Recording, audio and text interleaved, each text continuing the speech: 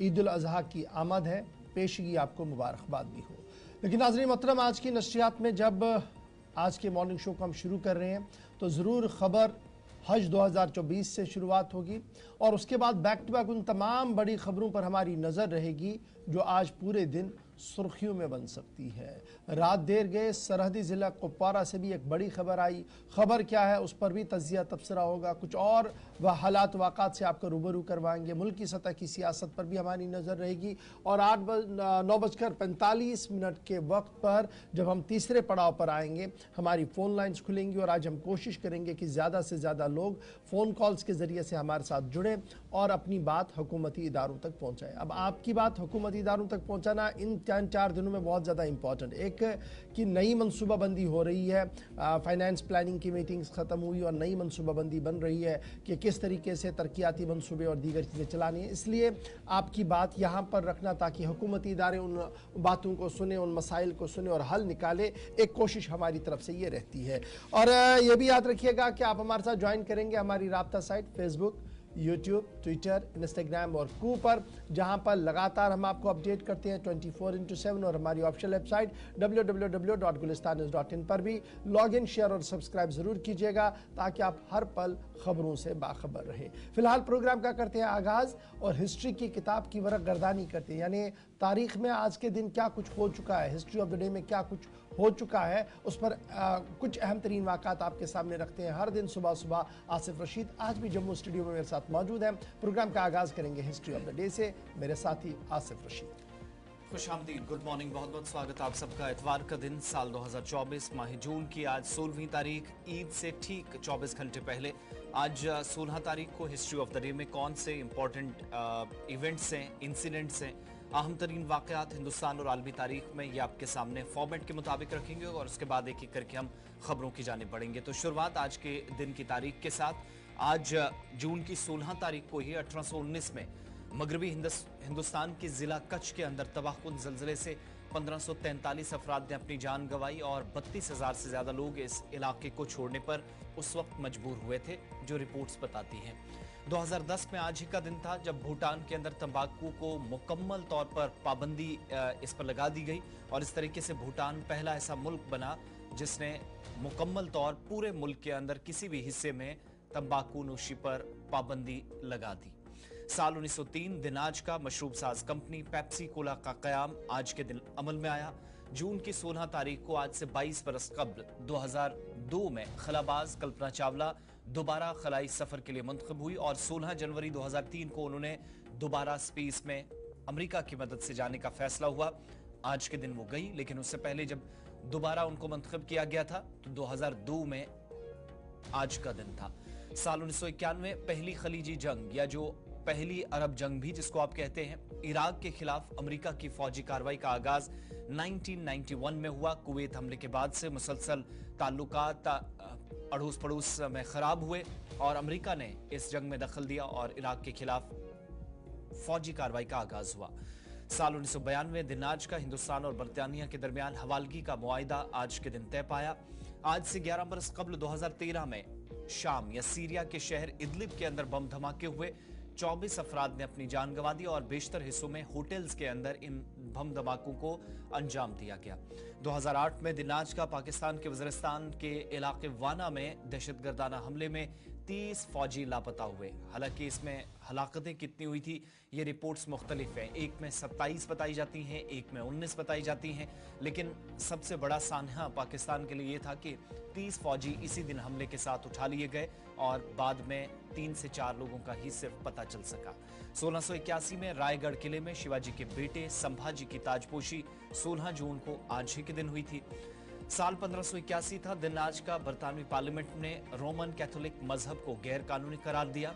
1556 में आज ही के दिन फिलिप II स्पेन का शहंशाह बना, बादशाहत आज हासिल की, ताजपोशी हुई और 1943 में अमेरिका की एयरफोर्स या फिजाइया ने इंडोनेशिया के जजीरे अम्बून पर पहला फिजाई हमला किया और ये वो वक्त था जब दूसरी जंग अजीम से दुनिया गुजर रही थी और अमेरिका ने आज के दिन इंडोनेशिया के खिलाफ फिजाई हमलों से कार्रवाई का आगाज किया था।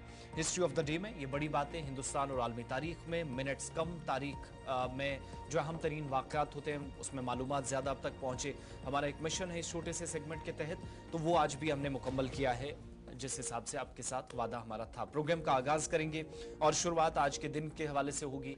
सऊदी अरब के साथ साथ मुल्क के बाकी हिस्सों में या दुनिया भर के दीगर हिस्सों में ईद उल अजहा के हवाले से तैयारियां और हज 2024 पर मुकम्मल तफसीलात साथ साथ आप तक पहुंचाते चले। हज 2024 का रुकन आज़म वकूफ़ अरफा अदा हो चुका है और दुनिया भर के मुख्तलिफ हिस्सों से इस बार शदीद मुश्किलात के बावजूद भी और सख्त गर्मी के बावजूद मैदान अरफात में 20 लाख से जायद आज़मीन हज की मौजूदगी, जिसकी ऑफिशियली तस्दीक वजारत हज उमरा की जानिब से सऊदी हुकाम ने कर दी है। और जब कल दूसरा दिन था, मनासिक हज की अदायगी का सिलसिला होता रहा। भारतीय वक्त के मुताबिक तकरीबन 3 घंटे का वक्त पीछे लेकर चलिए और ये तस्वीरें कल पूरे दिन की हैं, जहां पर मिना के अंदर दुनिया की सबसे बड़ी खेमा बस्ती भी इस वक्त सजी हुई है। सबकी नजरें अब वहां आज दिन रहेंगी, लेकिन खुतबा हज जब कल हुआ और आप कह सकते हैं कि रुकन आज़म की जब अदायगी अंजाम दी जा रही थी, तो दुनिया भर के उन तमाम हिस्सों या खित्तों का जिक्र खुतबा हज के दौरान हुआ जहां पर दौरे हाजिर में मुश्किलात काफ़ी ज़्यादा हैं, बिलखुसूस फ़लस्तीन के मुसलमानों के लिए खुसूसी दुआओं का एहतमाम। लेकिन कल आप देखेंगे तो 53.1 डिग्री सेल्सियस गर्मी भी रिकॉर्ड की गई है मैदान अरफात में। लेकिन सख्त गर्मी के बावजूद दुनिया भर से 20 लाख से जायद आज़मीन की मौजूदगी, और इसका एहसास दुनिया को कल कराया गया कि सख्त मुश्किलात के बावजूद भी आज़मीन दुनिया भर से यहाँ पहुंचे हैं। और शैतान के वसवसों से खुद को कैसे महफूज रखा जाए, खुतबा हज के दौरान खुसूसियात या चंद अहम तरीन पॉइंट्स ऐसे थे जिनको आप बार बार सुने और देखेंगे। और रूह परवर मनाजिर उस मकाम के जहां पर अभी भी ये 20 लाख मुसलमान इस वक्त जमा है। कल वकूफ़ अरफा के मौके पर जो रिवायती तौर पर मस्जिद निमराक से खुतबा दिया जाता है, उसमें आलमी इस्लाम को दरपेश मसाइल का भी जिक्र हुआ। मुसलमानों पर जो जिम्मेदारियाँ आयद है अमन कानून को बरकरार रखने के हवाले से, उस पर भी गुफ्तगू हुई। और फिर आगे बढ़ते हुए ये भी कहा गया कि इस्लाम अमन का मजहब है और अमन हर एक के लिए लाजमी है, तो कोशिश की जाए कि हर खित्ते के अंदर अमन हो। और यही वजह कि फ़लस्तीन और दीगर मुल्कों के लिए भी खुसूसी दुआओं का एहतमाम किया गया है।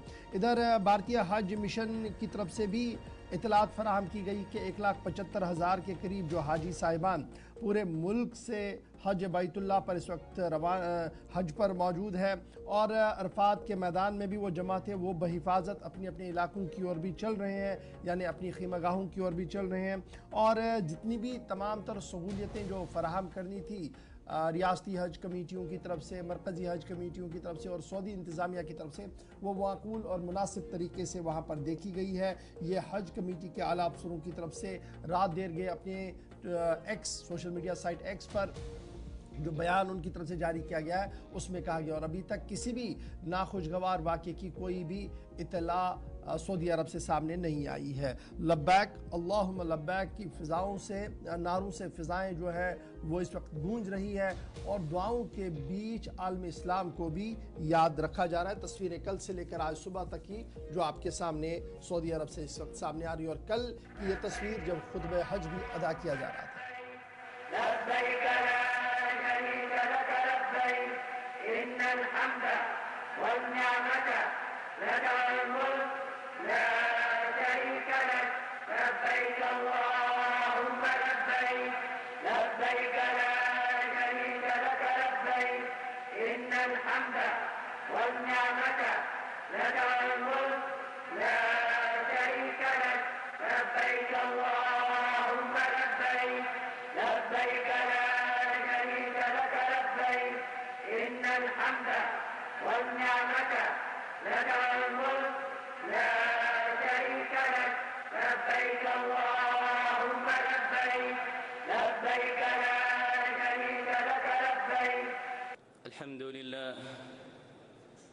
अल्हम्दुलिल्लाहिल हकीमिल खबीर अल अलीमिल कदीर युग़शिल लैलन नहार। एक ही सफ में खड़े हैं महमूद और अयाज, न कोई बंदा है न बंदा नवाज। और ये ताज़ा मिसाल और ये ताज़ा तस्वीरें इस बात की अक्कासी कर रही है कि इस्लाम हर एक के लिए यकसा हैं और यहाँ पर कोई छोटा, कोई बड़ा, कोई गोरा, कोई काला नहीं है।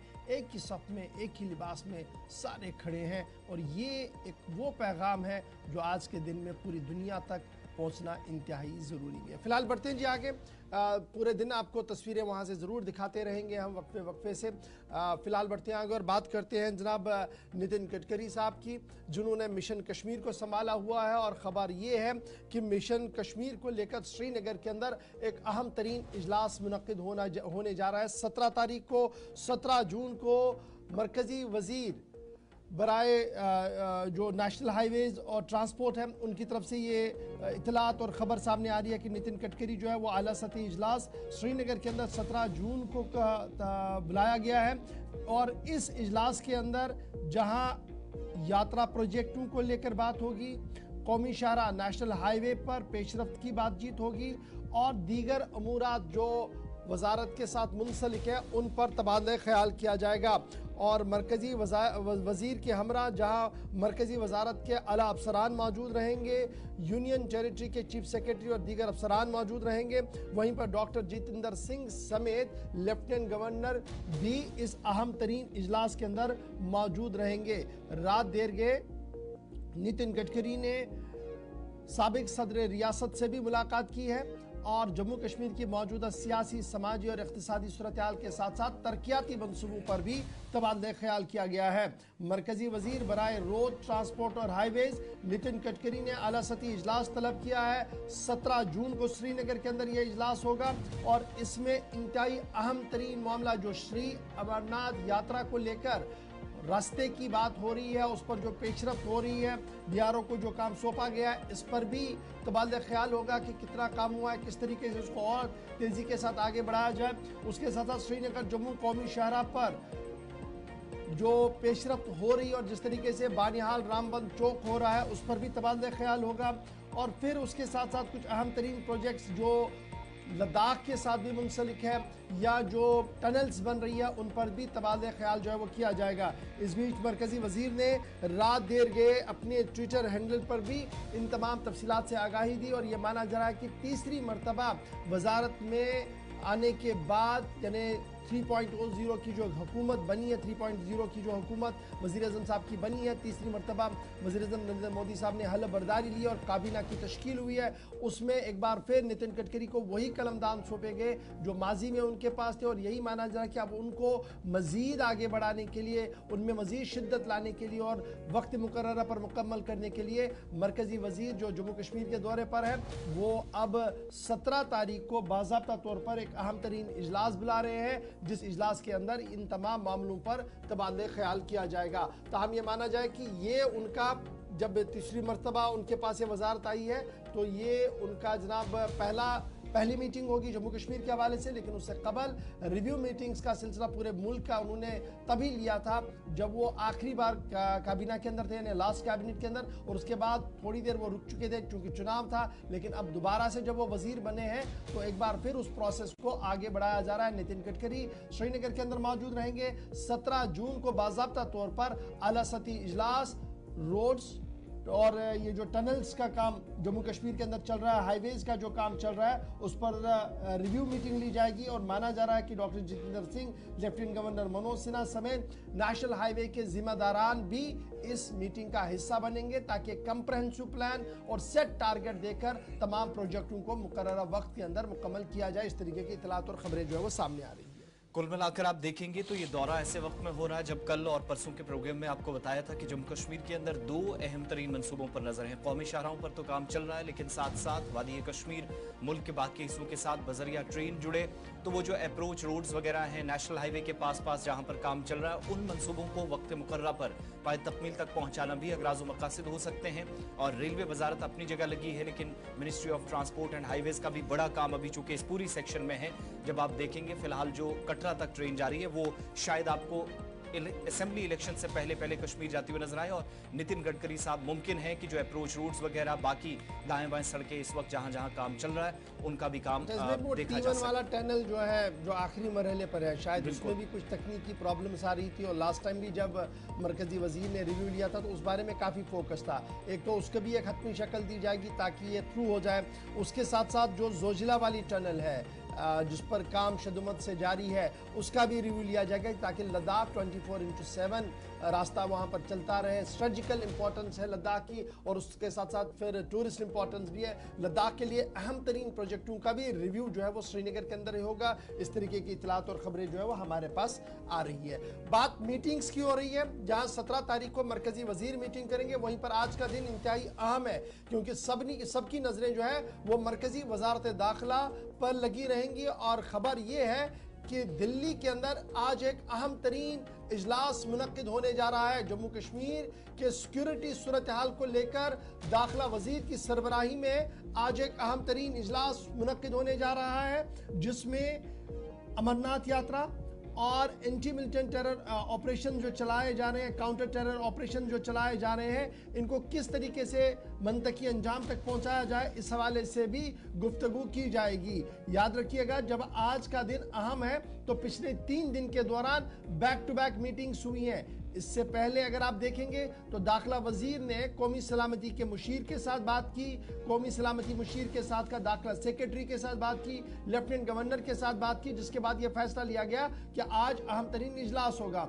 यानी उससे पहले जब आप देखेंगे तो वजीर आजम G7 के इजलास पर रवाना थे, लेकिन जम्मू कश्मीर की मौजूदा सूरत हाल के हवाले से दाखिला वजीर और सलामती से मुंसलिक दीगर अफसरान के साथ भी तबादले ख्याल किया। और आज ये तीसरा अहम तरीन इजलास होगा जिसमें लेफ्टिनेंट गवर्नर मौजूद रहेंगे, जम्मू कश्मीर इंतजामिया के आला अफसरान मौजूद रहेंगे, आर्मी, CAPF और इंटेलिजेंस के टॉप ऑफिशियल्स को भी तलब किया गया है ताकि न सिर्फ अमरनाथ यात्रा सिक्योरिटी अरेंजमेंट्स को फाइनल किया जाए, बल्कि टेरर ऑपरेशंस जो इस वक्त मिलिटेंटों की तरफ से जम्मू सूबे के मुख्तलिफ इलाकों के अंदर हालात को बिगाड़ने की कोशिश की जा रही है, उसके खिलाफ किस तरीके से काउंटर किया जाए, एक हतमी प्रोग्राम को भी तश्कील दिया जा सकता है। लेफ्टिनेंट गवर्नर मनोज सिन्हा, कौमी सलामती के मुशीर Ajit Doval, army, paramilitary officials आज इस पूरे मामले को हतमी शक्ल देंगे। और इससे कबल आप याद रखिएगा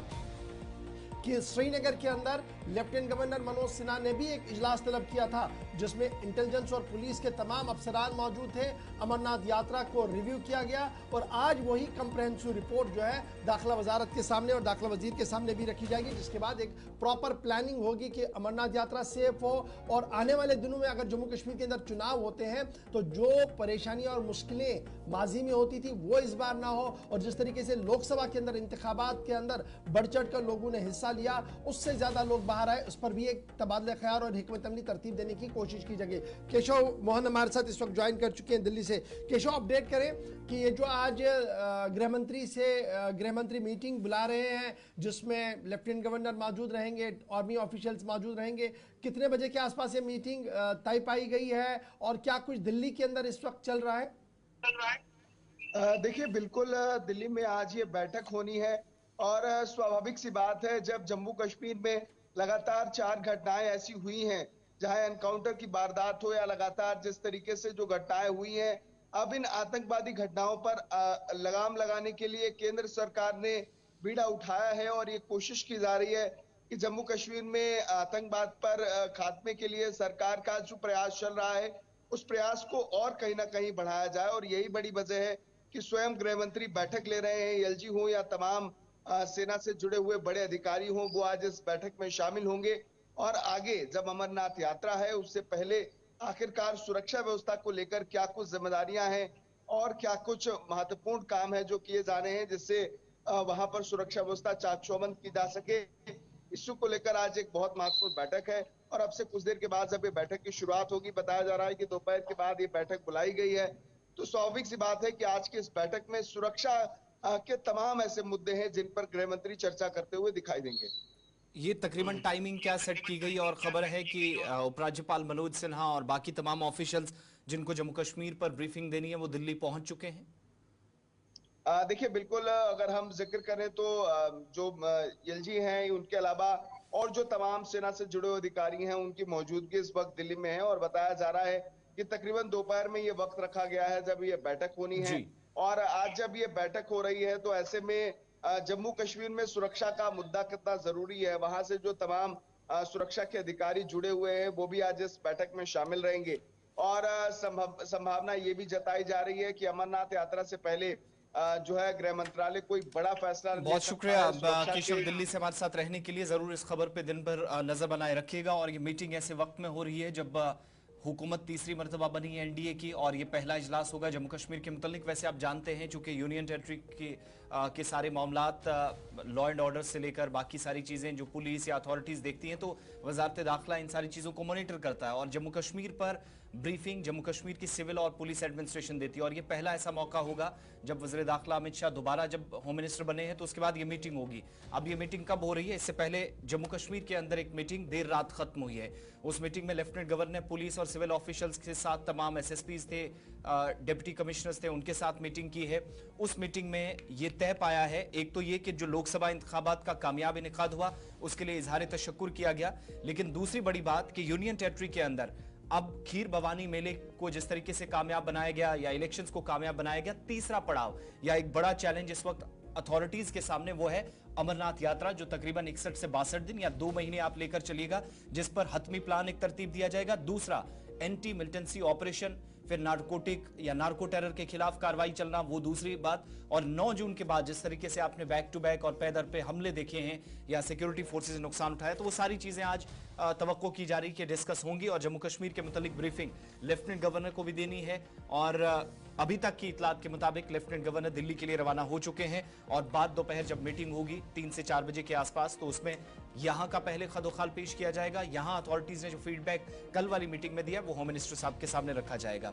अब आगे बढ़ेंगे। आज का दिन और भी अहमियत का हामिल है, और आज वज़ीर आज़म के हवाले से भी बात करना जरूरी है, क्योंकि किसानों के लिए भी आज उन किसानों के लिए पर्टिकुलरली राहत है जो जम्मू कश्मीर समेत मुल्क के मुख्तलिफ हिस्सों में पीएम किसान सम्मान निधि के तहत जो लोग फायदा उठाते हैं, तो 24 घंटों के बाद एक और किस्त डायरेक्ट उनके बैंक खातों में पहुंच जाएंगी। ये 17वीं किस्त होगी, जारी की जाएगी। आपको याद होगा कि प्राइम मिनिस्टर ने जब पदभार संभाला था, तीसरी बार बतौर वज़ीर आज़म ओहदा संभाला था, तो पहली फाइल पर उन्होंने साइन किया था, जहां पर यह कहा गया था कि 9 करोड़ से ज्यादा किसानों को इस फाइल पर साइन होने से या दस्तखत से फायदा पहुंचेगा। यानी जो 2000 रुपए की रकम उनको हर 2-3 महीने बाद जाती है, और सालाना जो 3 से 4 किस्तें जाती हैं, उसका एक हिस्सा, और कुल मिलाकर 17वीं किस्त 18 जून यानी कल, जो तकरीबन 20,000 के आसपास, 20,000 करोड़ के आसपास रकम बनती है सरकारी खजाने से, 17वीं इंस्टॉलमेंट के तहत कल इन तमाम किसानों के खातों में चली जाएगी। पीएम किसान सम्मान निधि स्कीम, जिसके तहत इन काश्तकारों को यह पैसा दिया जाता है। ओवरऑल पूरे मुल्क के अंदर 9.26 करोड़ ऐसे बेनिफिशरीज हैं, मुस्तहिक अफराद हैं या जो काश्तकार हैं, जिनके बैंक खातों में ये पैसा जाएगा।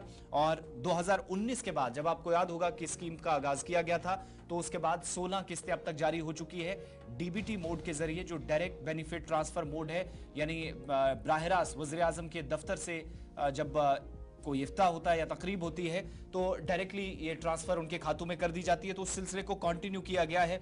उस इकदाम के तहत 6000 के आसपास जो 3 अलग अलग इंस्टॉलमेंट्स जाती हैं 3 किस्तों में 12 महीने में, उसका एक हिस्सा साल 2024 की 17वीं, ओवरऑल 17वीं, और साल 2024 की ये दूसरी किस्त होगी, और उसके बाद फाइनल किस्त भी उनके खातों में प्राइम मिनिस्टर की जानिब से डलवाई जाएगी।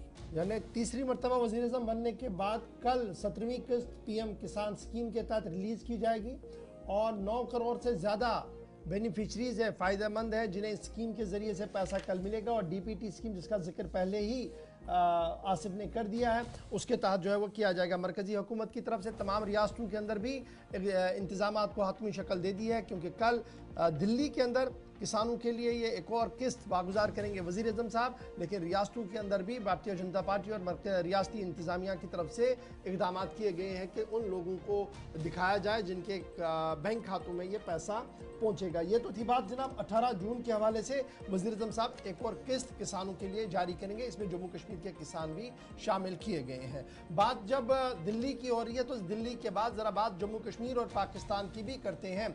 भारत और पाकिस्तान के बीच रिश्ते खराब नायाब है, लेकिन इतलात और खबरों के मुताबिक भारत पाकिस्तान आबी मुआहिदा यानी जो सिंतास आबी मुआहिदा है इसको लेकर अब पेशरफ्त हो रही है। सिंतास आबी मुआहिदे को लेकर पाकिस्तानी वफद जम्मू कश्मीर के दौरे पर आ रहा है और जब ये दौरा हो रहा है ये तब हो रहा है जब साल 2019 में एक बड़ा फैसला लिया।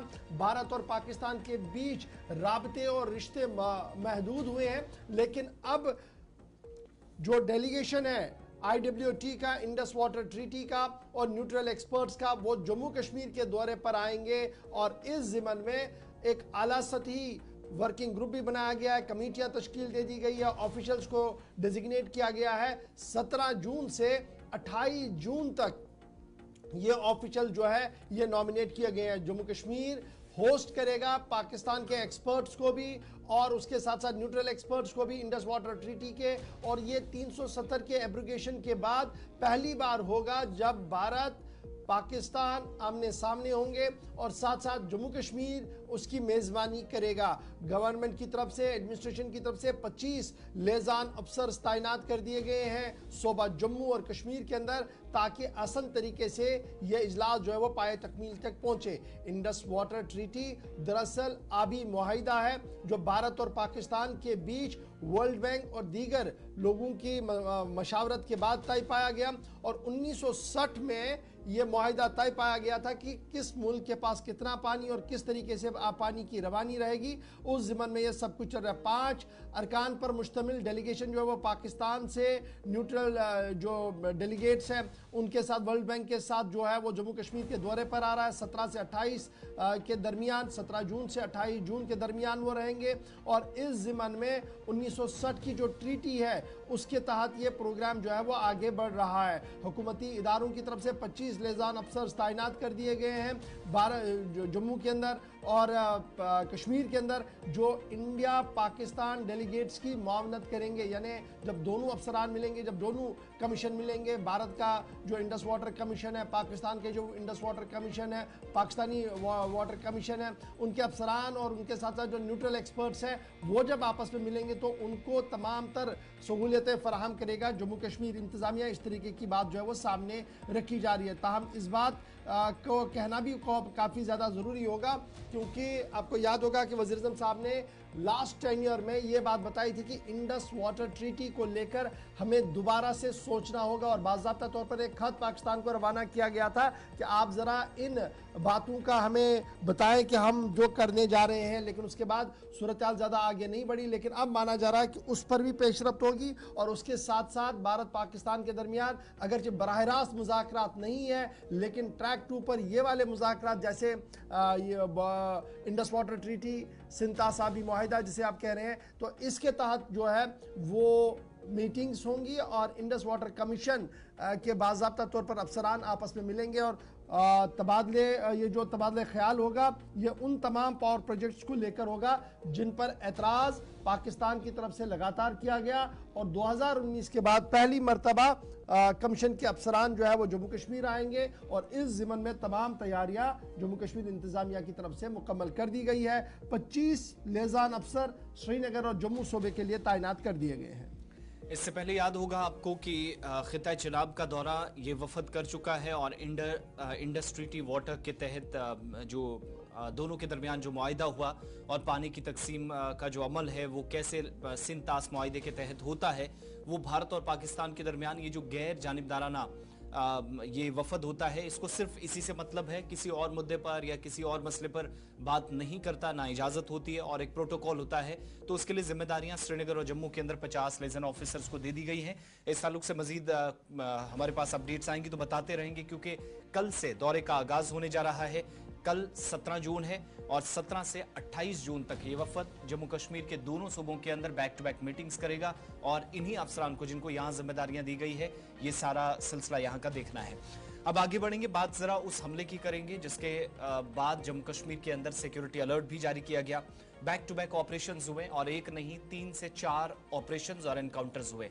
कल तक ऑपरेशन चल रहे थे और आज सुबह भी कुछ इलाकों से सर्च ऑपरेशन तेज किए गए। इस तरह की इतलात मौसूल हो रही हैं। सख्त सिक्योरिटी के बीच, जहां आपको याद होगा कि जम्मू कश्मीर के अंदर अमरनाथ यात्रा की तैयारियां चल रही थी, लेकिन शिवखोड़ी से वापस आने वाली एक बस जो हादसे का शिकार हुई थी, मगर बाद में तस्दीक हुई कि इस गाड़ी पर 9 जून की शाम फायरिंग की गई। ये वो वक्त था जब मुल्क को नया वज़ीर आज़म, नई हुकूमत मिल रही थी। उस वक्त इस हमले में 9 लोगों की जान चली गई थी, 33 अफराद जख्मी थे। तो इनमें से अब जो जख्मी अफराद अस्पतालों में थे, इनमें बेशतर लोग जिनको छुट्टियां दी जा रही हैं या सूरत हाल फिलहाल बेहतर है, हालत मुस्तहकम है। 10 लोगों को अस्पताल से छुट्टी कर दी गई है। ये वो लोग हैं जो यात्री की सूरत में या अकीदतमंद जम्मू कश्मीर पहुंचे थे। और 9 जून को गाड़ी पर जब हमला हुआ था तो 5 अफराद जो दीगर अस्पतालों में अभी भी जेर इलाज हैं, उनकी हालत कुल मिलाकर बेहतर है। 7 लोग जो राजस्थान से, उत्तर प्रदेश और दिल्ली से जो इस हमले में मारे गए थे, लेकिन ये वो बस है जो हमले का शिकार उस वक्त हुई थी और उसके बाद बस नीचे चली गई थी। तो जिन लोगों की 63 के मकाम पर हादसे में अमवात हुई थी, उनकी बॉडीज उसी वक्त भेज दी गई थी, लेकिन मैक्सिमम लोगों का इलाज चल रहा था या तो नारायणा हॉस्पिटल कटरा के अंदर चल रहा था या गवर्नमेंट मेडिकल कॉलेज जम्मू के अंदर, जिनका पता भी मुतलका हुकाम, पुलिस और सिविल अथॉरिटीज बार बार कर रही थी। इस 53 सीटर बस में जो लोग जख्मी हुए थे, वो जम्मू के अंदर तमाम तरह की कोशिशें हुई थी। लेफ्टिनेंट गवर्नर की तरफ से भी अनाउंसमेंट हुई थी, 5-5 लाख रुपए उन लोगों को दिया जाएगा जो इस दुनिया से चल बसे, उनके जो लाहिकीन हैं, या फिर जख्मी अफराद को 50-50 हज़ार रुपए देने का ऐलान किया गया था। वो रकम मिलने के साथ साथ जिस किसी की सर्जरी होनी थी, जिस किसी को जिस ड्रग की ज़रूरत थी, कोई दवा ज़रूरत थी, तो वो इन अस्पतालों में दी गई। लेकिन अब अच्छी बात यह है कि Shri Mata Vaishno Devi Narayana super speciality hospital से भी जो जानकारी मिली है कि जो 5 लोग हैं वो अभी भी ज़ेरे इलाज हैं। तरजीहात में शामिल हैं कि उन तमाम लोगों को बेहतर इलाज मिल सके, लेकिन बाकी जो लोग हैं इस वक्त 10 लोग, उनकी अस्पताल से छुट्टी हो चुकी है और मैक्सिमम लोग ऐसे हैं जो इस वक्त मुख्तलिफ अस्पतालों के अंदर जिंदगी और मौत की कश्मकश में थे या खौफनाक मंजर को एक तरह से याद कर रहे थे।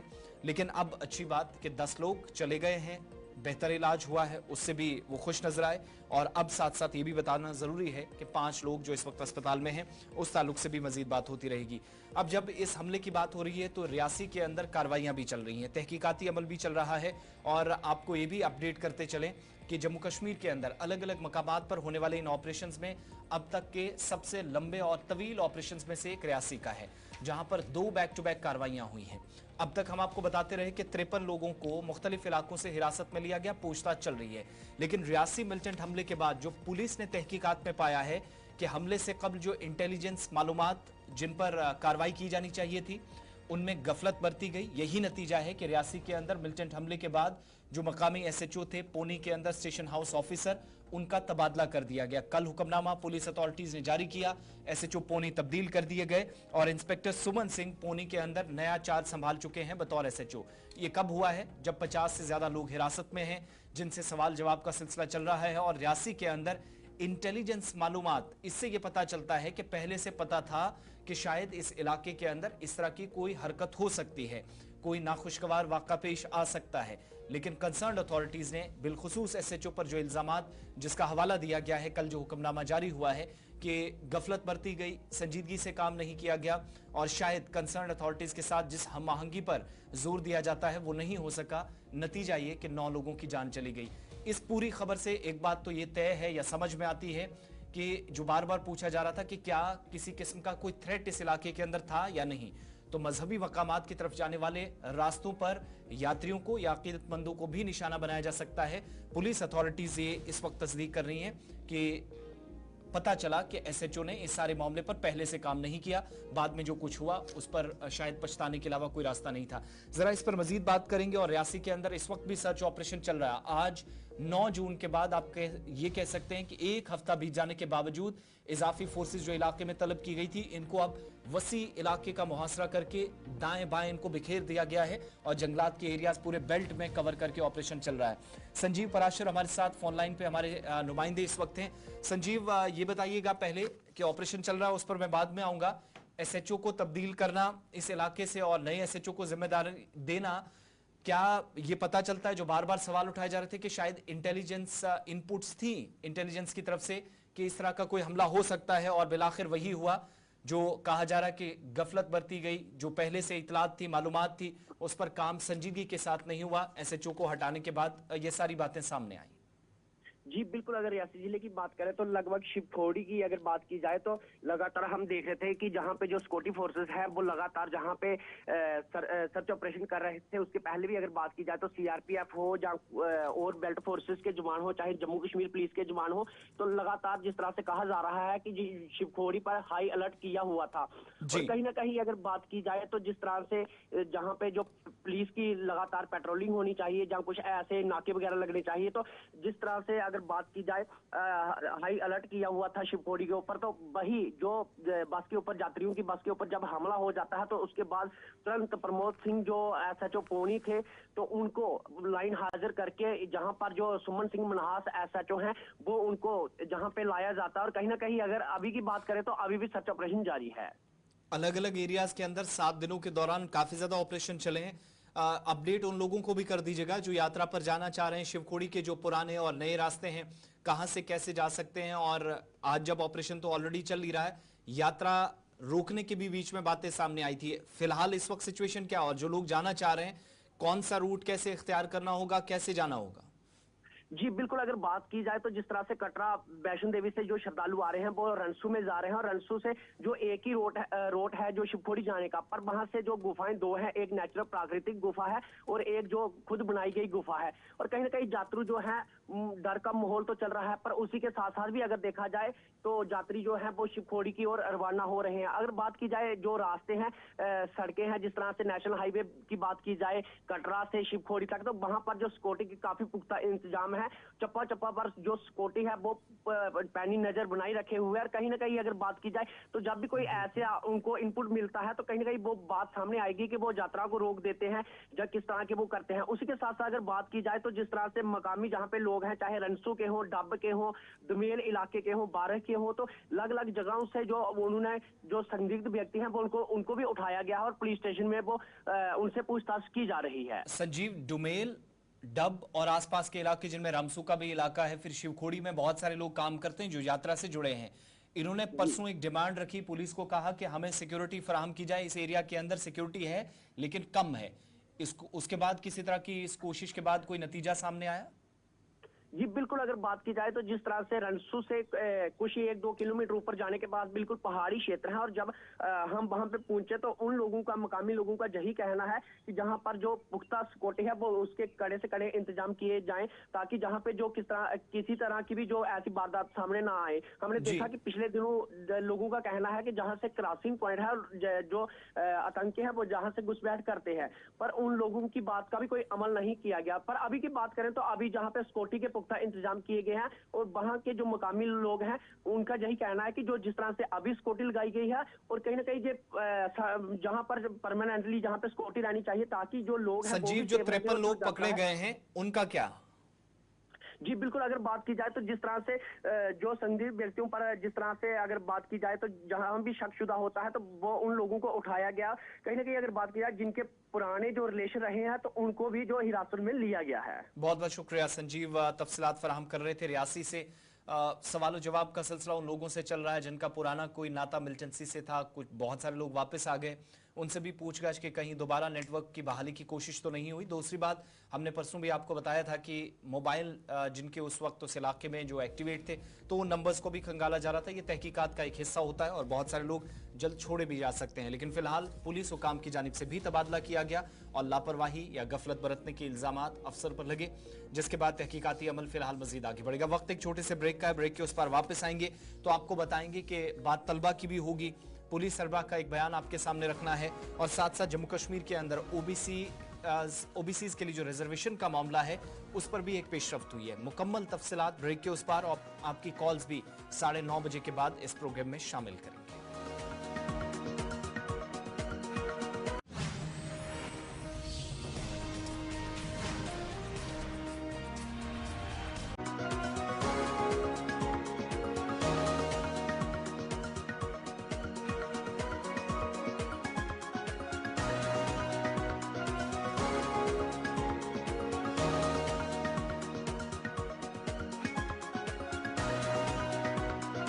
चलिए जनाब, वेलकम बैक। प्रोग्राम आप देख रहे हैं सलाम जेके, और सलाम जेके में खबरों के सफर को बढ़ाते हैं आगे। बात इनकाउंटर्स, हालात वाक़ात और मीटिंग्स की हो रही थी। खबर यह है कि 3 बजे का रिशेड्यूल करके 11 बजे की मीटिंग कर दी गई है। उस पर भी हम आपको दिन में ज़रूर अपडेट करेंगे, लेकिन फिलहाल ज़रा बात करते हैं उस बड़े बयान की जो रात देर गए डायरेक्टर जनरल पुलिस की तरफ से दिया गया है। और यह बयान तब दिया गया है जब दिल्ली के अंदर आज अहम तरीन इजलास जम्मू कश्मीर के हवाले से होने जा रहा है। और बयान साफ कर दिया गया कि पुलिस की तरफ से यह साफ कर दिया गया कि किसी भी कीमत पर जम्मू के अंदर अमन में रखना डालने की किसी को इजाज़त नहीं दी जाएगी।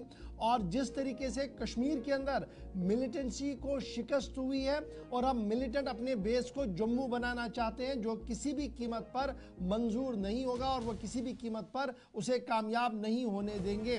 जो लोग भी मिलिटेंसी को रिवाइव करने की कोशिश कर रहे हैं जम्मू के अंदर, उनके खिलाफ भी सख्त कार्रवाइयाँ की जाएंगी। और जितने भी फॉरेन मिलिटेंट्स हैं, यानी गैर मुल्की मिलिटेंट्स मौजूद जम्मू के अंदर हैं, उन्हें एक एक करके मार दिया जाएगा। डायरेक्टर जनरल पुलिस का बड़ा बयान सामने आया है। उन्होंने साफ कर दिया कि खित्ते के अंदर किसी को भी सलामती सूरत हाल के साथ खेलने की इजाज़त नहीं होगी। और जो नया OGW का ग्रुप एक्टिवेट हो रहा है उस पर पुलिस ने शिकंजा कसना शुरू कर दिया है। जिस तरीके से OGW पर श्रीनगर के अंदर कार्रवाई हो रही है, इमलाक को जब्त किया जाता है, इसी तरीके से अब जम्मू के अंदर भी आप देखेंगे कि पुलिस उन लोगों के खिलाफ कार्रवाई करेगी जो लोग मिलिटेंसी के साथ किसी न किसी तरीके से जुड़े हुए हैं या जम्मू के अंदर रिवाइव करना चाहते हैं मिलिटेंसी को। उनके जायदाद को सील किया जाएगा उसी तरीके से कानूनी कार्रवाई के तहत जिस तरीके से श्रीनगर के अंदर किया जा रहा है। याद रखिएगा,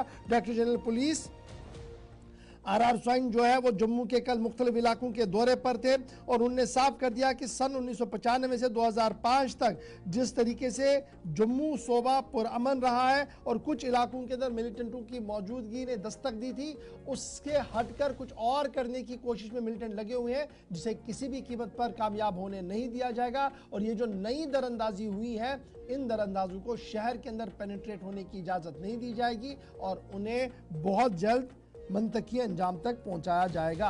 डायरेक्टर जनरल पुलिस ने क्या कुछ कहा है, फटाफट जरा आप सुन लीजिए ताकि आपको अंदाजा लग सके कि पुलिस ने जो हिकमत अमली तरतीब दी है वो क्या है और आने वाले दिनों में किस तरीके की सख्ती आप जम्मू सूबे के अंदर भी देखेंगे।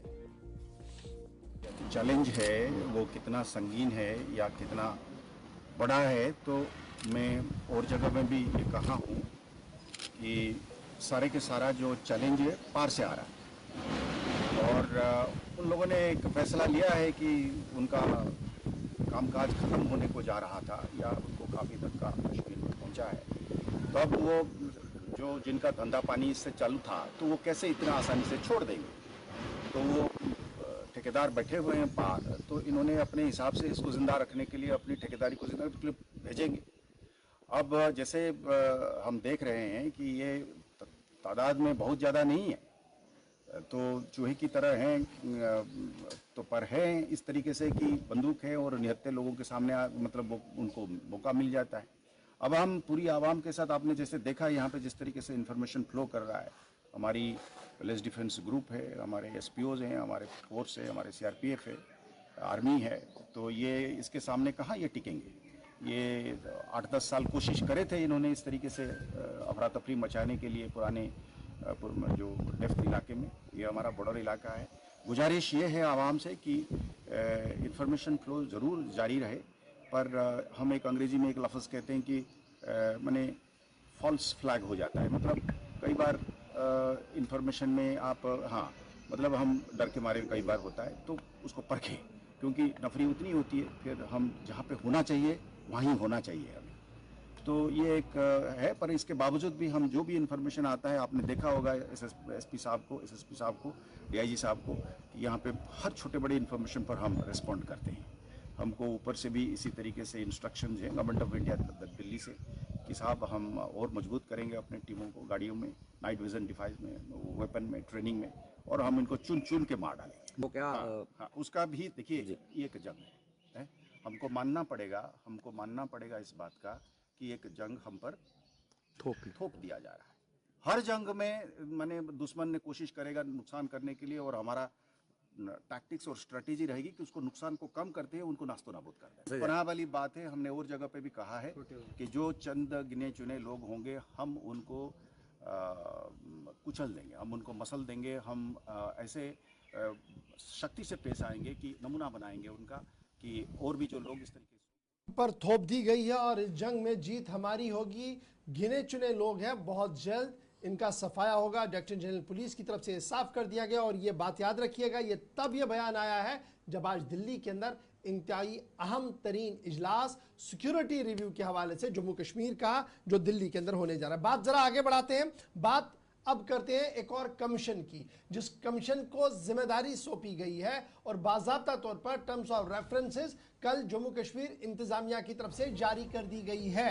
Backward classes commission for OBC reservation के हवाले से जो खबर हमने आपको बताई थी, उस ज़िमन में अब एक और कदम आगे इंतजामिया बढ़ चुकी है और बैकवर्ड क्लासेस कमीशन के क़याम के हवाले से जो रिजर्वेशन का क़याम होगा, उस ज़िमन में बाज़ाब्ता तौर पर कमीशन को बनाने के लिए रहनुमा खतूत जारी कर दिए गए हैं और ये कमीशन जो है वो रिजर्वेशन इन लोकल बॉडीज़ के हवाले से काम करेगा। जो हमारी अर्बन और लोकल बॉडीज़ हैं वहाँ पर किस तरीके से काम करना है, ओबीसी रिजर्वेशन किस तरीके से हो, इस ज़माने में बाज़ाब्ता तौर पर टर्म्स ऑफ रेफरेंसेस कल जम्मू कश्मीर इंतज़ामिया की तरफ से जारी कर दिया गया है।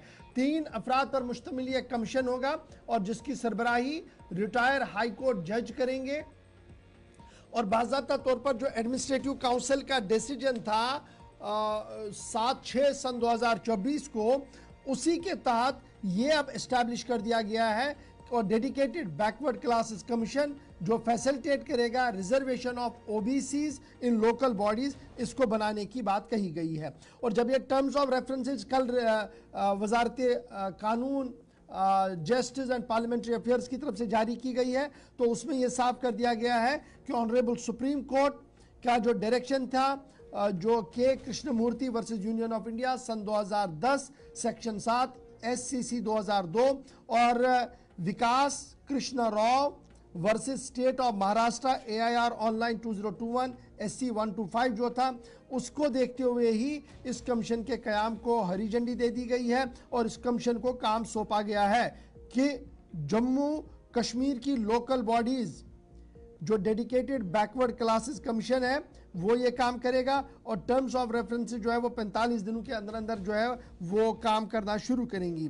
कमीशन ने आगे साफ कर दिया है कि ये मामला तब ये मामला भी इसलिए बड़ा इंपॉर्टेंट था क्योंकि पार्लियामेंट की तरफ से एक लॉ बनाया गया है और उस लॉ की अमल दरामद के लिए ये ज़रूरी था कि अर्बन और रूरल एरियाज़ के अंदर जो लोकल बॉडीज़ हैं उसमें रिजर्वेशन को यकीनी बनाया जाए।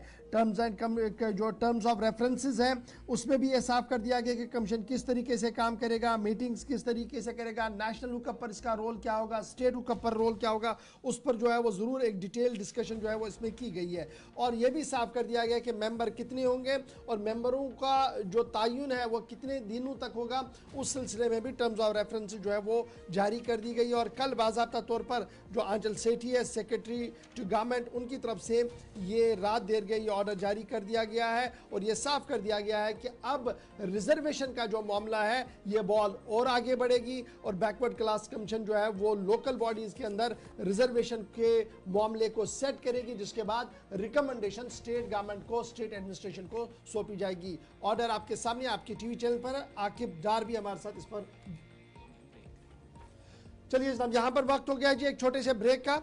ब्रेक के उस पार आएंगे तो ज़रा बात इम्तिहानात की करेंगे क्योंकि इम्तिहान कल होने जा रहा है और कल ईद उल अज़हा भी है। इस ज़िम्मन में न सिर्फ जम्मू कश्मीर के अंदर बल्कि मुल्क के अंदर भी सवाल उठ रहे हैं नेशनल टेस्टिंग एजेंसी पर, इस पर गुफ्तगू करेंगे। आगे बढ़ेंगे तो आपको बताएंगे कि किस तरीके से NCERT ने भी किताब में कुछ चीज़ें हटा दी हैं और ये किस किताब में हटाई हैं और इसका रद्द-ए-अमल मुल्क के अंदर किस तरीके से आ रहा है स्कॉलर्स की तरफ से, इस पर भी गुफ्तगू करेंगे। और फ़ौरन से बेशतर फिर फ़ोन कॉल्स पर आएंगे, आपकी फ़ोन कॉल्स को हम टेक ऑन करेंगे, आप हमारे साथ ज्वाइन करेंगे छोटे से ब्रेक के बाद। ब्रेक के बाद दोनों बड़ी खबरों पर हम बात करेंगे और आपको कुपवारा भी लिए चलेंगे जहाँ पर रात देर गए पुलिस की प्रेस कॉन्फ्रेंस हुई है। छोटे से ब्रेक के बाद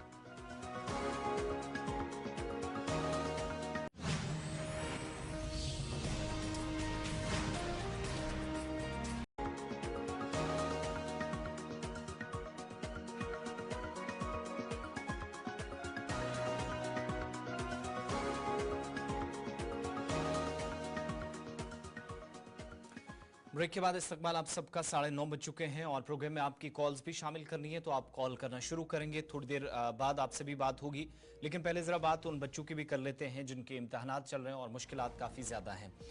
यूजीसी के हवाले से आपको बताते चलें, कल यानी 18 जून 2024 को यूजीसी का इम्तहान होने जा रहा है और यूजीसी नेट 2024, और इसके लिए कुछ क्लैशेज हैं, परेशानियां हैं। कल ईद भी है, आप सब जानते हैं, तो तमाम हिस्सों के अंदर सरगर्मियां होंगी और इसलिए बच्चे कल ईद उल अजहा भी एक तरफ मनाएं, दूसरी तरफ इम्तहान में भी जाएं, ये थोड़ा मुश्किल हो रहा है।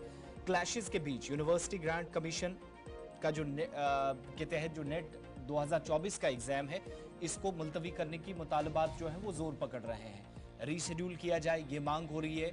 कल जो एग्जाम होगा इसके लिए रुकने पार्लियामेंट श्रीनगर आगारुल्लाह मेहदी की तरफ से भी आवाज उठाई गई और उन्हें भी मुतलका एजेंसी से बाज़ाब्ता तौर पर कहा कि वो फौरी तौर पर बच्चों को जहनी तनाव या इस परेशानी से बाहर निकालने के लिए 18 की तारीख को कम से कम शेड्यूल करें।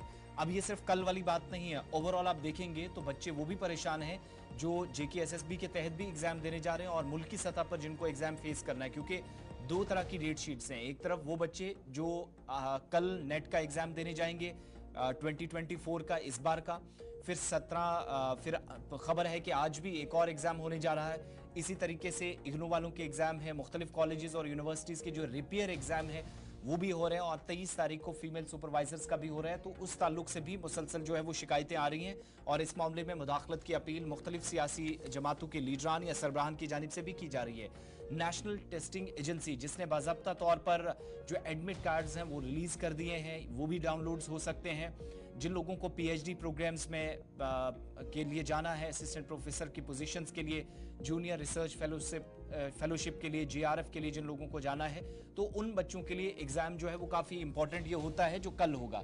लेकिन जहां बच्चे एक तरफ ऑफिशियल वेबसाइट पर जाकर एडमिट कार्ड डाउनलोड करने की तैयारियों में मसरूफ़ हैं, वहीं दूसरी तरफ परेशानी यह है कि कल ईद भी है, मुश्किलात काफ़ी ज़्यादा हैं और इस सिलसिले में कई स्टूडेंट्स की तरफ से कहा गया कि ये एक बड़ी परेशानी बन सकता है। अब जिन बच्चों ने तैयारियां की है, अगर कल वो नहीं जा सकता, मसरूफियात होंगी, ईद है, तो बज़ाहिर वो सुबह सुबह जो टाइम रखा गया है, फिर दोपहर के वक्त का टाइम है जब एग्ज़ाम होगा, वहाँ पर भी मुश्किलात काफ़ी ज़्यादा हैं। दूसरी तरफ उन बच्चों की भी बात करेंगे जो 23 तारीख को एग्ज़ाम है और उसको पोस्टपोन करने की वहाँ पर भी मुतालबा हो रहा है। यानी वो बच्चे या जो बच्चियाँ पिछले एक हफ्ते से JKSSB के दफ्तर के चक्कर लगा रहे हैं, लेकिन वहाँ से कहा जा रहा है कि आप दूसरा एग्ज़ाम छोड़ दीजिए, ये दें, या ये छोड़ दीजिए, दूसरा दीजिएगा। तो ये इस सारे अमल के बीच में कुछ लोग फंसे हुए हैं, परेशानियां हैं स्टूडेंट्स को, और रुकने पार्लियामेंट श्रीनगर की जानिब से भी मुतलका एजेंसी से या नेशनल टेस्टिंग एजेंसी से अपील की गई कि फिलहाल इस सूरत हाल से बाहर निकालने के लिए कल का पेपर जो कम से कम है, जिसके लिए एडमिट कार्ड जारी हो चुके हैं, उससे बच्चों को फिलहाल बाहर निकाला जाए। और ये सूरत हाल तब बन रही है जब क्लैशेस अलग अलग एग्जाम्स को लेकर या पेपर्स को लेकर हो रहे हैं। आगे बढ़ेंगे, आप साथ साथ कॉल करना शुरू करेंगे, आपकी कॉल थोड़ी देर में लेंगे। आपको कुपवाड़ा लिए चलते हैं, जहां पर पुलिस अथॉरिटीज ने एक बड़ी कार्रवाई अमल में लाई है। जिला कुपवाड़ा के अंदर, जहां पर सरहदी बेल्ट के अंदर करना में नार्को टेरर नेटवर्क का पर्दाफाश किया है कुपवाड़ा पुलिस ने। और कुपवाड़ा के अंदर पुलिस बयान के मुताबिक न सिर्फ गिरफ्तारियां हुई, 2 नौजवानों को गिरफ्तार किया गया, बल्कि कुपवाड़ा के सरहदी इलाके से जिन लोगों को पकड़ा गया है, ये सरहद पार से आने वाले हथियार और मंशियात को जमा करके जम्मू कश्मीर के अंदर हालात खराब करने या बदअमनी के जिम्मेदार थे। पुलिस हुकाम के मुताबिक जिन 2 लोगों को पकड़ा गया, इनसे 500 ग्राम के आसपास हेरोइन, जो तकरीबन 250 करोड़ मार्केट में जिसकी वैल्यू बनती है। शफीक अहमद शेख सन ऑफ मोहम्मद शफी शेख, ये खावराप्रब करना का रहने वाला है। तारिक अहमद मलिक सन ऑफ गुलाम अहमद मलिक, ये बागबला कुपवाड़ा का रहने वाला है। इसमें जब तहकीकात हुई तो कहा गया कि इनको जब पकड़ा गया, 3 पिस्तौल, एक परवेज अहमद पठान नाम का एक शख्स है सदपुरा का, उससे पकड़ी गई। इसी तरीके से जम्मू कश्मीर पुलिस की जानिब से जब मजीद कार्रवाई की गई तो 3 पिस्तौल के साथ 76 पिस्टल राउंड्स, 6 पिस्तौल मैगजीन और 5 किलो के आसपास जो है वो एक्सप्लोजिव जो है वो पकड़ा गया है। तो ये तमाम वो लोग हैं जो मंशियात का धंधा तो कर ही रहे थे, लेकिन साथ साथ ये जो गिरफ्तार अफराद हैं, इनसे हथियार या जो असलहा सरहद पार से पुलिस के मुताबिक आता था वो पकड़ा गया। गुलिस्तान न्यूज नुमाइंदा साहिल शमीम ने SSP कुपवाड़ा से इस सिलसिले में बातचीत की। जिन 3 लोगों को गिरफ्तार किया गया है, इनकी तस्दीक और क्यों गिरफ्तारियां हुई, उस ताल्लुक से बातचीत की। सरहदी जिले कुपवाड़ा में जो है कल जम्मू कश्मीर पुलिस ने लाइन ऑफ कंट्रोल यानी कि टंगदार सेक्टर में जो है 3 लोगों को गिरफ्तार किया गया है। उनके कब्जे से जो है 3 पिस्टल और बाकी हेरोइन वगैरह जो है वो जब्त किया गया है। मेरे साथ बराह रास्त इस वक्त एसएसपी कुपवाड़ा सोबित सक्सेना साहब है। जिस तरह से कल लाइन ऑफ कंट्रोल यानी कि टंगदार सेक्टर में 3 लोगों को गिरफ्तार किया गया है, उनके कब्जे से जो है भारी मिकदार में सामान और जो मंशियात है वो जो है जब्त की गई है। तो क्या कहेंगे इस वाले से आप? हम लोगों का एक इंटेलिजेंस बेस्ड ऑपरेशन चल रहा था पिछले कुछ दिनों से, तो उसमें हमने आज एफआईआर रजिस्टर किया है और 3 लोगों का अरेस्ट डाला है। ये जॉइंट ऑपरेशन था आर्मी के साथ, तो उसमें हम लोगों ने जिन 3 लोगों को पकड़ा है उनके पास से हमें 500 ग्राम से ज्यादा हेरोइन मिला है, 5 किलो से ज्यादा एक्सप्लोजिव्स मिले हैं और 3 पिस्टल, 76 राउंड और 6 पिस्टल मैगजीन्स बरामद हुई है। ये सारे ही लोकल हैं टंगधार के और ये वहीं के रहने वाले हैं और ये वहां के रहने और उनके टेरेन की जानकारी के फायदा उठा के ही ये स्मगलिंग के अटेम्प्ट्स कर रहे थे और इसी के दौरान हमें इन्हें पकड़ लिया है। भाई, क्या ये लगता है कि आने वाले वक्त के लिए ये खतरा था जिसको पुलिस ने जो है टाल दिया है? मैं सबको ये बता देना चाहता हूँ कि इस बार पहली बार कुपवाड़ा डिस्ट्रिक्ट में 48 नॉर्मल पोलिंग स्टेशन रहे हैं, तो ये जो है यहाँ की आवाम को और जो सिक्योरिटी फोर्सेस की मेहनत है उसको डेडिकेटेड है। उनके जो पीस और अमन और शांति यहाँ बनी हुई है उस वजह से ये कामयाब रहा है और ये जो सामान हमने पकड़ा है ये जरूर किसी खराब तरह के ऑब्जेक्टिव के लिए ही आया था और ये हमारी एक सक्सेस है कि हमने एटलीस्ट एक या एक से ज्यादा इंसिडेंट इससे प्रिवेंट किया है। क्या सर आने वाले वक्त में और भी गिरफ्तारियां हो सकती है इसमें? बिल्कुल, अभी तो इन्वेस्टिगेशन इनिशियल स्टेजेस में है, अभी एफआईआर रजिस्टर हुए 24 घंटे भी नहीं हुए, तो हम लोग इसको अच्छे से इन्वेस्टिगेट करेंगे। एक डिप्टी एसपी रैंक ऑफिसर है हमारे, वो उसको इन्वेस्टिगेट करेंगे, तो ये उम्मीद है कि हम लोग और इस नेटवर्क को ढूंढ पाएंगे और शायद और कुछ रिकवरीज भी कर पाए। बिल्कुल, हम लोगों को इनिशियल तफ्तीश के दौरान ही एक पाकिस्तान बेस्ड हैंडलर का रोल इसमें सामने आया है और वो एक तंजीम से भी जुड़ा हुआ है, तो इससे ये क्लियरली पता चलता है कि तंजीमें जो है वो इतना डेस्परेट हैं कि वो इस तरह के नारकोटिक्स के साथ साथ आर्म्स एम्यूनिशन भी स्मगल कर रही है, तो उनके अगेंस्ट भी हम लोग एक्शन लेंगे और वो भी जरूर चार्जशीट होंगे। सर अगर हम बात करें कि इस साल की या पिछले साल की कितने लोगों को अभी तक जो है पीएसए के तहत बंद किया गया, हालांकि वो छूटे भी लेकिन उनको जो है जीपीएस भी लगाया गया है, तो कितने लोग थे वो तकरीबन? आज की तारीख में हमारे पास पीएसए और पिट मिला के करीब 26 लोग हैं जो उसमें है, जो अंडर डिटेंशन है और हम लोगों ने इस साल 2 यूएपीए एनडीपीएस एक्यूज हैं जिनको हमने जीपीएस एंकलेट पहनाया है और हम लोग और जीपीएस एंकलेट्स भी प्रोक्योर कर रहे हैं जिससे कि अगर किसी भी तरह के हीनस ऑफेंडर्स, सीरियस केसेस के ऑफेंडर्स बेल आउट होंगे तो हम उनको भी मॉनिटर कर पाएंगे। मगर जिस तरह से यहाँ पर जो है प्रॉपर्टी भी जो है अटैच की जा रही है, क्या इन 3 लोगों की प्रॉपर्टी जो है वो अटैच की जाएगी? बिल्कुल, जितने भी केसेस हैं जिसमें हमने कमर्शियल क्वांटिटी नारकोटिक्स सीज किए हैं वो सारे केसेस में हमारी प्रायोरिटी ये है कि प्रॉपर्टी सीज हो जाए। नहीं, मैं सबको ये बताना चाहता हूँ कि जेकेपी और आर्मी जो है मिलके वो इन जीरो टॉलरेंस रखती है टेरर की तरफ और जीरो टॉलरेंस रखती है नारकोटिक्स की तरफ, तो जो भी लोग ये सोचते हैं कि वो इन तरह की चीजों को अंजाम दे देंगे, उनके लिए ये एक मैसेज है कि ये इम्पॉसिबल है। हम लोग आपको ढूंढ लेंगे, हम लोगों का इंटेलिजेंस ग्रिड बहुत स्ट्रांग है, तो जितना दूर रह सके उतना दूर रहना चाहिए ड्रग्स और नारकोटिक्स और अपने आर्म्स एम्यूनिशन ये सब चीजों से, और इसमें हम लोग सख्त खिलाफ हैं और किसी के साथ किसी भी तरह की लीनियंसी नहीं बरती जाएगी। तो नाज़रीन, ये एसएसपी कुपवाड़ा सोबित सक्सेना साहब थे। तो इनका ये साफ तौर मानना है कि जो भी इस गलत रास्ते में खासकर मंशियात या किसी भी तस्करे में जो है मुलवस है उनके खिलाफ जो है सख्त से सख्त कार्रवाई की जाएगी। लोगों से अपील की गई है कि वो इस रास्ते से बाज आए। साहिल शमीम, गुलिस्तान न्यूज़, कुपवाड़ा। एसएसपी कुपवाड़ा बात कर रहे थे और नॉर्थ कश्मीर के अंदर होने वाली कार्रवाई के मुतालिक तफसीलात फराहम कर रहे थे। कॉलर्स हमारे साथ जुड़ना शुरू हो चुके हैं, एक एक करके कॉल्स की तरफ चलेंगे। फर्स्ट कॉलर हमारे साथ फोन लाइन पे हैं, अपना नाम बताएंगे और टेलीविजन स्क्रीन पर चारों नंबर्स आपके सामने आएंगे। बैक टू बैक इन पर कॉल करना शुरू करें और अपने अपने इलाकों के मसाइल आप उजागर करें। फर्स्ट कॉलर हमारे साथ हैं। हेलो हेलो जी, नाम बताएं, कहां से? जी, मैं मौलाना अफजल अर्ज कर रहा हूँ, बताइए। जी असकर साहब, ईद उल अजहा के हवाले से भी तैयारियां चल रही हैं, क्या कहेंगे और मकामी सतह पर तैयारियां किस तरह की हैं इस वक्त? अल्हम्दुलिल्लाह ईद उल अजहा के हवाले से तैयारियां चल रही हैं, मगर उसके पास जिसके जिसको हकीकी मायने में ईद मनाने की के जो मुस्तहिक होंगे, जिनके पास वो सोर्सेज होंगे। जी तो बात ये है कि मसला है, मुझे दरअसल ये बात आपकी खिदमत में अर्ज करनी है कि हमें तो वक्फ बोर्ड के हवाले से बात करनी थी। जी जी बताएं। हाँ, इट वाज 86 जब मैं वक्फ में एंटर हुआ, मुजाहिद मंजिल में दफ्तर हुआ करता था जी। और हमारे डॉक्टर साहब चीफ मिनिस्टर थे, GM भट्ट साहब वाइस चेयरमैन थे। उसके बाद फिर एक दौर आ गया गुलाम नबी कोचक साहब का, उन्होंने भी अपना एज वाइस चेयरमैन। तो समझो 39 साल मैंने सर्विस दे दी है वक्फ बोर्ड में। तो उसके बाद क्या हुआ, एडमिनिस्ट्रेशन बदलती रही, चेंज होते रहे। तो उसके बाद बहुत से अल्हम्दुलिल्लाह कोचक साहब के दौर में बाबा ऋषि की जियारत तामीर हुई, ज़ाहिर शरीफ की खानका तामीर हुई, सईद साहब की जियारत तामीर हुई और दरगाह का कॉम्प्लेक्स तामीर हुआ। उसके बाद आते रहे, गवर्नमेंट आती रही, चेंज होती रही। मगर उसके बाद 2 साल पहले हमारी डॉक्टर दरख्शान रावी साहिबा, जो एक अच्छी काबिल एडमिनिस्ट्रेटर है, 2 साल पहले उसने चार्ज संभाला। तो उसमें दो राय नहीं है कि मैं 17 साल से उनको जानता हूँ। अच्छी गुड एडमिनिस्ट्रेटर है, क्वालिफाइड है, डॉक्टर है, स्कॉलर है। एडमिनिस्ट्रेशन में उसका कोई मिसाल नहीं है। तो 2 साल से अल्हम्दुलिल्लाह उसने अच्छी तरह से काम चलाया, काम चल रहा है।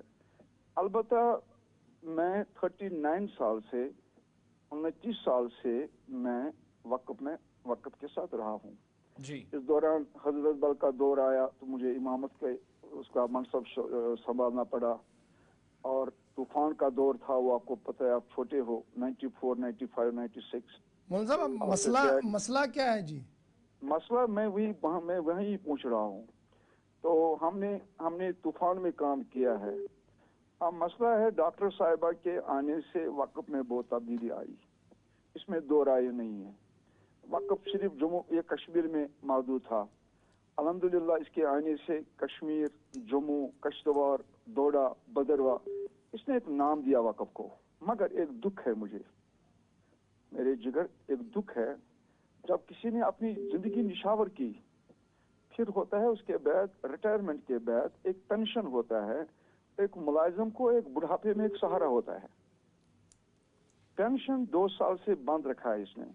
अच्छा जी, ये बताइएगा मौलाना साहब, ये तो पिछले दिनों भी एक खबर आई थी जिसमें कहा गया था मुलाजमीन की पेंशन को वागुजार किया गया है, क्या वो खबर दुरुस्त नहीं थी फिर? हाँ, मेरी बात सुनिए गवर साहब, मैं 1 जनवरी 24 को मिला जम्मू में डॉक्टर साहिबा को। उसने ऐलान किया, ऑर्डर है हमारे पास, हमारे इश्तियाक साहब है, तहसीलदार साहब अच्छे मेहनती है, स्टाफ भी अच्छा है माशाल्लाह, मुलाजिम भी अच्छा काम करते हैं। इश्तियाक साहब ने ग्रुप में लिखा कि मैडम ने किया कि हमने अप्रूवल कर दी, जल्दी करो, जो फैमिली पेंशन है, जो पेंशन है, जल्दी फाइल सबमिट करो। तो आज 5 महीने हो गए, अभी तक वो ऑर्डर इम्प्लीमेंट नहीं हुआ। गवर साहब आप देख लीजिए, 2 साल से मैंने सुना है किसी की सर्जरी थी, उसकी डेथ हो गई, पैसे नहीं है।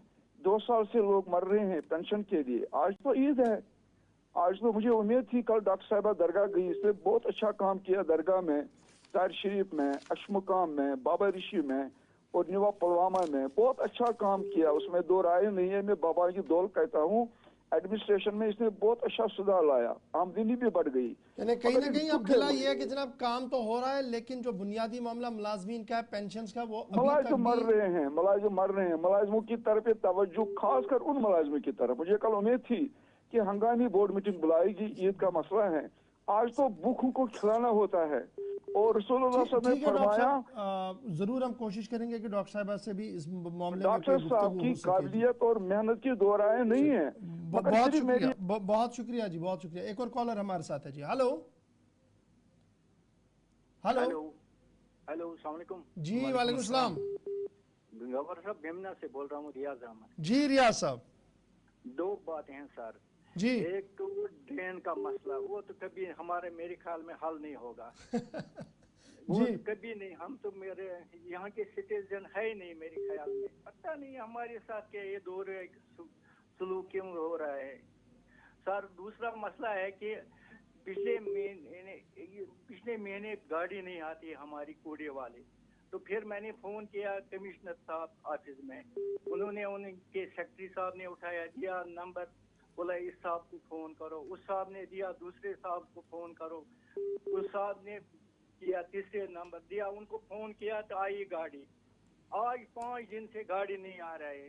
उन साहबों को फोन किया, बोला इस साहब को करो। सर पता नहीं हमें इन्फेक्शन हो रहा है। अफसोस है रियाज साहब, अगर ये जो सॉलिड वेस्ट का मामला है इस पर एनजीटी की भी नज़र है और अगर वो कूड़ा नहीं उठा रहे हैं तो इंतहाई अफसोसनाक मामला है। और ये ज़्यादा दूर नहीं है, श्रीनगर म्यूनसिपल ऑफिस से भीमना ज़्यादा दूर नहीं है और हर एरिया को सेग्रीगेट किया गया, अलग अलग हिस्सों में तकसीम किया गया। हर इलाकों के अंदर गाड़ी अगर आपके पास नहीं आ रही है तो मुझे उम्मीद है कि कमिश्नर म्यूनसिपल कॉर्पोरेशन जनाब सुन रहे होंगे और जो उनके जिम्मेदारान हैं उन तक ये ज़रूर बात पहुँचेगी। एक और कॉलर हमारे साथ है जी। हेलो हेलो अस्सलाम वालेकुम। वालेकुम अस्सलाम। गवर साहब जनाब मैं करो अम ब्रोच अर्ज बहुत गुलाबाग पे गुलाबाग दरियादीन कॉलोनी तो अस करो जनाब अर्ज अस यपर किन सड़क सही कहें यमो खदम ड्रेन अत गई वो 2 वरी पेठी हजरत तो अत मैकडमा त्रावन कहें अस बनान यपर अचुन नेरुन कहें प्रॉब्लमस मज patient Amish बिचोर auto wall हेकान your यिथ कहें सड़क बने गए वारियान महकमन जनाब मगर कह सिर्फ पायमाइश करान तो वथान तो नान पे पकान ब्रोटी। एक और कॉलर है जी हमारे साथ। हेलो हेलो जी हाँ मैं बात करना चाहता हूँ। जी जी वनियो वनियो जनाब बहुत बसान मलूरा श्रीनगर तस कॉलोनी में नाव क्या नाव बागी जोहरा जनाब यपर कर ठीक बाकी चीज मतलब ड्रेन वेन तह खुदा श्रीनगर पे बह आमुत बसन यूत बुझ वो मेहरबानी कर ड्रेन मकान खराब तक लग रोज इंतजामिया सपत जरूरत यह बन करो इंतजामिया सब्त जनाब करो तम वुचान कि पान अशो सगर इग्नोर्ड मेहरबानी कर अल्लाह ताला करो रुत बागी जोहरा कॉलोनी से। शुक्रिया बहुत शुक्रिया आपकी कॉल का। नेक्स्ट कॉलर हमारे साथ। हेलो अस्सलाम वालेकुम। वालेकुम अस्सलाम जनाब मैं करो गवर साहब तुम डायरेक्टली फोन तमे खतर यह कदल बनो मोबाइल जान यपर साइटिंग टैंक निशान कुसु कदल जोम तो ट्रैफिक गसान यपरी कुसु कदल ये बादाम बागी ब्या कदल कदल तोर्मुत नो टैंक निशान तती सह जम ट्रैफिक तपरी सोरे हालांकि तथ वत बंद और तोर तथ जैमिंग गसान बे खतर रोजान मतलब स्कूटर वोल कह सह बोन तह मसला अगर